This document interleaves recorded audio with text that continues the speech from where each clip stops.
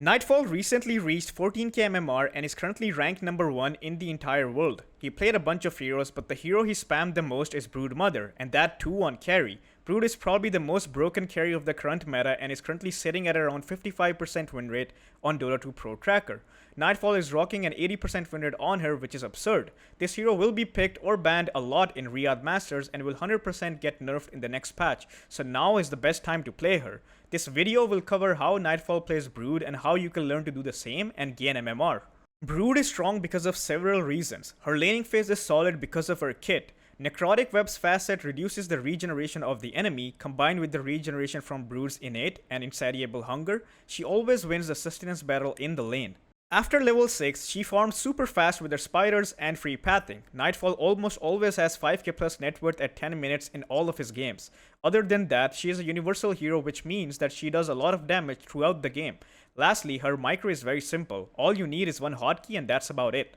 For his early itemization, Nightfall goes for the same build in every game, which is double circlet, set of tangos, and triple branch. This build provides us with 7 stats on each attribute, which is a total of 21 stats. Universal heroes get 0.7 damage per attribute, so this means that Nightfall gets 14.7 damage, which helps a lot in securing last hits in the lane. Not to mention that these items also provide attack speed, armor, HP, mana, you name it. Later on, the circlers can be upgraded into either double bracers, double wraith bands, or a mix of both. Nightfall never changes his early build, so you should always buy these items as they are the most optimal. An interesting and important thing Nightfall does that you should also do is to walk mid in the pre-game and place a web where the creep waves meet. By doing this, you are giving your mid laner an edge because most mid laners buy bottle for regen. Since necrotic webs provide with HP regen reduction, the enemy mid laner will heal less and your mid laner will get an advantage by this. Nightfall in most cases does not prefer fighting for bounty runes, as his hero doesn't offer anything in the form of a slow, a stun, or damage at level 1, as you always have to skill webs. The only time Nightfall fights for bounty runes is if his team has smoked and is together. Another condition that he has for this is that the fight should be closer to his safe lane. If it's towards the enemy safe lane, he does not participate. This is because the distance from the enemy safe lane to his safe lane is a lot, and he'll have to use his TP or portal to get back, which will cost mana. If these conditions are not met, he just takes the bounty towards his safe lane and proceeds towards the lane. I would advise you to not fight for bounty runes if you've just started learning this hero. Nightfall's laning phase is quite standard. He focuses on getting as many last hits and denies as possible with his high base damage. There are some interesting things that he does in the lane that you should also do. Broodmother's webs give her free pathing and phase movement. This can be used to abuse the Terran, and in the lane, Nightfall stands on top of creeps that he wants to deny or secure so that if the enemy tries to attack the creep, they will click the big ass brood rather than the creep.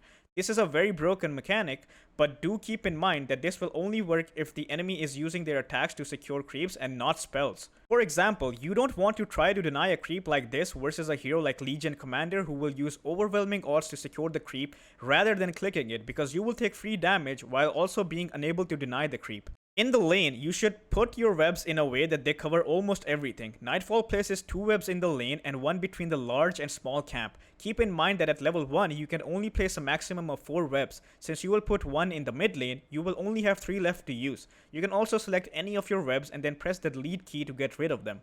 In the laning phase, Nightfall decides between upgrading his circlets, getting a magic wand, or rushing boots of speed before doing that. This depends on the type of matchup he's playing against. In matchups where he has to evade the enemy, he goes for boots of speed first. For example, against heroes like Monkey King, Razor, and Primal Beast. In matchups where the enemy will give a lot of stick charges, he buys the full wand. The most obvious example is Bristleback. In every other matchup, he upgrades his circlet, but whether into Wraithband or Bracer, or a mix of both, depends again on the matchup. If he's in a lane where there's a lot of physical damage, for example versus Wind Ranger, he gets double Wraith Bands rather than Bracers. In lanes where there's no physical damage and mostly spell damage, he goes for double Bracers. And in matchups where there's a mix of both, he goes for 1 Wraith Band and 1 Bracer. For example, Enigma plus a spellcaster like Rubik. Eidolons will do physical damage, whilst Rubik will do magical damage. The other 2 things that you should focus on are Insatiable Hunger and Incapacitating Bite usage. Nightfall has 2 ways of using Insatiable Hunger. He either uses it for lifesteal when he has low HP or when he's fighting the enemy. The extra base damage really helps in killing people. Incapacitating Bite is a passive ability that works with Brood's attacks. Whenever Brood attacks an enemy, the effect provides with a slow and miss chance. This is very useful in trading with opponents that rely on right clicks, as they cannot trade with you because of the miss chance and slow. For his lane skill build, Nightfall always maxes his webs. His build around level 7 is basically 1-4-1-1. At level 1, he always starts with webs, which I've discussed earlier. After that, he mostly takes Incapacitating Bite at level 2. He only takes Insatiable Hunger at level 2 if he has low HP so that he can regen back up. At level 3, he decides between Insatiable Hunger and Incapacitating Bite based on whatever he didn't take at level 2. After that, he maxes his webs and takes his ultimate at level 6. After upgrading his circlets, Nightfall completes his treads followed by Soul Ring. Soul Ring is really important for this hero because she has a lot of mana issues. Soul Ring also suits her kit really well, as you can regenerate back the HP that you lose from the Soul Ring easily. Soul Ring is required in order to constantly be able to spawn Spiderlings. This ability costs 100 mana and you'll run out of mana after using it 3 to 4 times. This is your main source of farming, so without Soul Ring, the hero is significantly weaker. After Nightfall hits level 6 and gets his ultimate, he starts accelerating his farm. He stops holding the lane and starts pushing it so that he can farm the side camps. His farming pattern is quite simple and similar to the usual farming patterns. He pushes in the lane with his Spiderlings and then farms the side camp such that he can be back in the lane by the time the next wave arrives. He farms either the large and small camp or the medium and small camp, which is decided based on what is safer. This allows him to have 5k plus net worth in almost every game at minute 10. Level 6 is one of the strongest power spikes of Brood. With Spiderlings, she's a totally different hero. She starts farming really fast and also has this insane pressuring capability. If Nightfall knows that the enemy offlane duo or other heroes cannot deal with his Spiderlings, which is basically having no abilities related to high damage wave clear, he plays really aggressively in the lane such that either the opponent has to leave the lane or die. This also allows Nightfall to take the enemy offlane tower, which opens up the enemy triangle, and from the triangle, the enemy mid lane is really close. The insane part about Brood is that even if the enemy has ways to kill her spiders, she can just farm with them and not rely on them later on, as she buys right-click carry items. Before she was a universal hero, this was not the case. She was just a cheese hero that relied on her spiders. Every video takes a lot of effort, and I want to keep helping you guys by making quality content. If you are enjoying the video, please make sure to like and comment, as it helps with the YouTube algorithm, and subscribe. Now back to the guide. For his first big item, Nightfall decides between Echo Saber, Orchid, or Manta style. Orchid has two conditions. Condition number 1 is having a good early game, which is basically 5k net worth at 10 minutes. And condition number 2 is that it's a good Orchid game. A good Orchid game basically means that it cripples the enemy. For example, a hero like Lifestealer, Stone Spirit, Slark, or Faceless Void would be unable to play the game versus an Orchid. If Nightfall is against heroes who are not mobile and don't care much about Orchid, he skips it. Some examples are heroes like Bristleback and Visage. Even if you don't press Orchid on Visage, he will still die, as he has no mobility spell to run away from you or your spiders. Echo Saber as the first big item has a few conditions. Condition number 1 is if an Orchid or Manta is not required, or you can't buy an Orchid as it's already too late because of a bad start. Condition number 2 is if you need stats versus the enemy lineup. For example, against stuns and spell damage that you can't react to, something like an Earthshaker or Primal Beast. Manta as your first big item is very rarely seen, but is actually pretty busted against certain lineups. The biggest condition behind buying Manta is if the enemy has a bunch of spells that can be dispelled. For example, against the Caudal mid, against Ember Chains, Slaughter Corrosive Haze, Batrider, and Invoker combos, if you buy Manta as your first item versus these heroes, their impact gets nullified and you actually become unkillable. Nightfall opts for Manta if these are the conditions. Lastly, if Nightfall does not buy Orchid as his first big item, he does not buy it at all. On the other hand, he buys Manta and Echo Saber together a lot of times. Orchid is a strictly timing based item. You need it when the enemy has no dispels for it. Later down the line, everyone buys a dispel, so its impact becomes negligible. There's a very high chance some of you will be hesitant in trying Brood because of the micro, so don't worry. The micro is actually really simple. All you need is one control group, which could be any hotkey, and if you press it, you can select all the Spiderlings and control them. Or you can just assign a hotkey to select all other units in advanced hotkeys. One button, that's it. Most of Nightfall's games on Brood end around minute 20, and this is due to the snowball that happens from his map movements. If Nightfall is having a free game, which basically means that he had a strong start and the enemy has minimal ways to get rid of his spiders, and he has an orchid, he tends to pressure the enemy a lot. He starts by taking the enemy offlane tower, and from there, the enemy triangle opens up. He takes over the triangle and farms there. If anyone from the enemy team dare walks up to the triangle, they just instantly evaporate. From the triangle, the mid lane is closed, so Nightfall takes the enemy mid tower and then controls 2 lanes from the triangle. Eventually, this leads to a snowball. This type of mat movement is really important to replicate. Remember folks, if you buy an orchid, you better abuse the fuck out of it. Don't farm with it, fight with it. Another thing to keep in mind is that you don't want to mindlessly run at the enemy. Instead, you play their side of the map, you control their triangle or jungle, and if anyone comes near you, you execute them. This allows you to keep up with your farm as well as kill the enemy. This was the ideal scenario. Now let's talk about when this is not possible. When Nightfall doesn't have a good early game, he does not get an orchid and instead buys either Echo Saber or Manta. He tends to lay off the pressure mode and switches on the farm mode till he gets to his timing, which is basically one of these items with BKB. He plays like the traditional carry who farms till they get the items that can be used to fight. One thing that he does while adopting this playstyle that you should also do is that if you see an opportunity to pressure the enemy tower, for example, let's say if there's a fight happening on the opposite side of the map, you should use that to pressure any of the enemy towers near you with your spiders. After getting his first big item, Nightfall decides between either upgrading his orchid directly to Bloodthorn, Manta style if he didn't buy it first, Echo Saber if he didn't buy it first, or BKB. If Nightfall bought Orchid as his first big item and is stomping the game, he tends to upgrade it directly to Bloodthorn. This is very rare and can only work if the enemy has almost given up. It's a high risk, high reward play as you can easily get punished for not having a defensive item like Manta or BKB, so choose wisely. If he needs a Dispel and the enemy does not have a lot of lockdowns, Nightfall tends to buy Manta as a second item after either Orchid or Echo Saber. Manta provides him with a lot of stats, and since Brood is universal, this is one of the best items that provides a Dispel along with a decent amount of stats.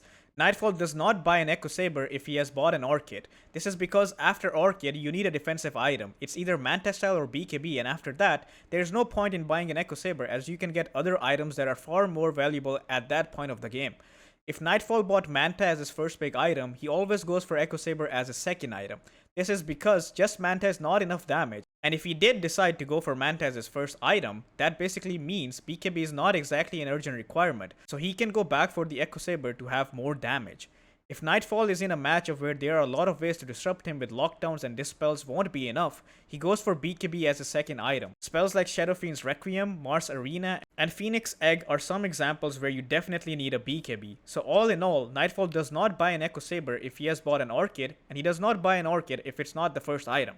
He is fine with buying Manta and Echo Saber together and also BKB. For his skill build, Nightfall maxes his webs first, followed by Incapacitating Bite and then Insatiable Hunger. He skips level 10 talent and takes it after he has nothing left to skill. He takes ultimate at level 6, 12 and 18 as it should be. The more webs you have, the more mobility you have, and the more mobility you have, the faster you will farm and be able to join fights, so maxing them first is key. Incapacitating Bite is your key to trading with the enemy and slowing them down, so maxing it at second makes sense. As for his talents, he skips the level 10 talent as mentioned before, but when he does take it, he prefers a plus 3 spin webs talent as it allows him to place more webs at the same time. Since it's a right click build, spawn spiderlings damage is not as useful. At level 15, he takes the minus 7 second spin web charge restore time over the spiderlings health, as again, he's not relying on the spiders but on his own right clicking capability. At level 20, he takes the plus 35 attack speed, which is also pretty self-explanatory as he's going to be right-clicking. At level 25, he takes the minus 0.3 seconds base attack time during Insatiable Hunger over the slow, and mischance from Incapacitating Bite. Lower base attack time means more attacks because you will hit faster. To simplify it, you can think of it as more attack speed. After getting his second big item, Nightfall either upgrades his Orchid into Bloodthorn or upgrades his Echo Saber into Harpoon. The attack speed from the Bloodthorn really helps Brood in right-clicking, not to mention that the active can be used to delete supports or heroes without dispels from the game. Harpoon provides with more stats, which increases the damage of Brood since she is universal, along with providing some attack speed. Other than that, the active allows Brood to reach foes much more easily. After that, Nightfall opts for MKB, Butterfly, Daedalus, Abyssal Blade, and Nullifier. If he's against heroes with evasion, he goes for MKB. He does not buy MKB if he already has Bloodthorn, as they both do the same job. If he's against physical damage, something like a Templar Assassin, he goes for Butterfly for evasion. Butterfly also provides with a lot of attack speed and armor, so it's a pretty good item. If he's having damage issues, he tends to go for Daedalus so he can deal more damage. He goes for Abyssal Blade or Basher if he feels like he needs to lock down the enemy in one place. For example, a Templar Assassin with a Blink Dagger can just blink out versus a Brood since she has no lockdown, but with the Abyssal Blade stun, the Brood can get rid of her refraction in time so she cannot blink out. Lastly, he opts for Nullifier if he needs to dispel the enemy. For example, if the enemy has Force Staffs, Ghost Scepters, Aeon Discs, Yules, a Nullifier is a very good item. All of these items are situational and can also be bought together in the same game.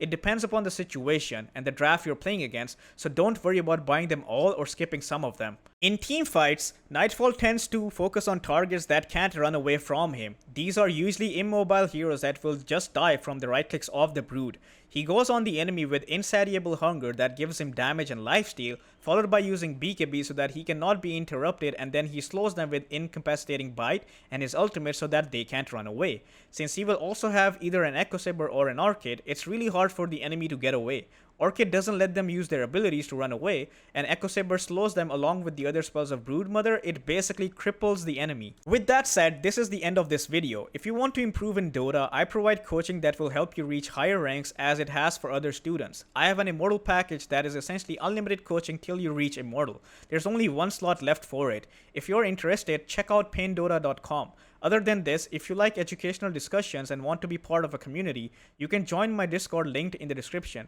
If you want to watch me and ask me for tips, you can catch me on my Twitch channel, which is also linked in the description. Have a nice day, everyone.